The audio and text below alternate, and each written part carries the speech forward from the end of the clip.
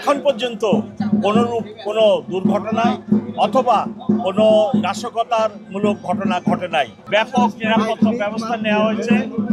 রাস্তাঘাটে সর্বত্র পিকেটিং, থানার সমস্ত মোবাইল সর্বকিছু মিলায়ে আমরা ঢাকা মেট্রোপলিটন পুলিশ থেকে হাজার হাজার পুলিশ অফিসার নিয়োগ করছি এবং গত কয়েকদিনের কয়েকদিন ধরে পূজা উদযাপিত হচ্ছে। এখন পর্যন্ত কোনোরূপ কোনো দুর্ঘটনা অথবা কোনো নাশকতামূলক ঘটনা ঘটে নাই এবং আমরা আশা করতেছি আগামী ৩-৪ ঘন্টার মধ্যে এই বিসর্জন সম্পন্ন হবে, শেষ হবে এবং কোনোরূপ নিরাপত্তাহানির ঘটনা ঘটবে না।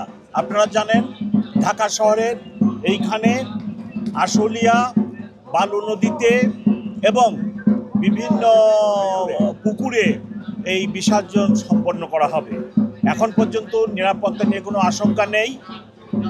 আমরা যথেষ্ট সচেতন আছি এবং সজাগ আছি।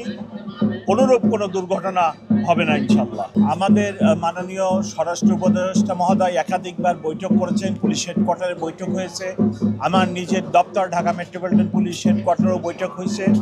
আমরা বিভিন্ন এজেন্সির সাথে বৈঠক করি, সেখানে নানা ধরনের যারা পূজা উদযাপন কমিটি আছে তাদেরকে পরামর্শ দিই। যেমন পূজা মণ্ডপে রাত্রিকালীন ওনাদের কমিটির দুজন লোক থাকার জন্য পরামর্শ দেওয়া হয়। তারপরে আজকে বিসর্জনের দিন যাতে যারা সাঁতার জানে না তারা যেন নদীতে নৌকায় না ওঠে, নদীতে যেন নৌকায় লাইফ জ্যাকেট এবং অন্যান্য কিছু রাখা হয়। সাথে অন্যান্য এজেন্সির স্পেশালি ফায়ার সার্ভিসের লোকেরা সবাই, নৌ পুলিশ সবাই সচেতন আছে এবং তারা সজাগ আছে, তারা আমাদের সাথে আছে।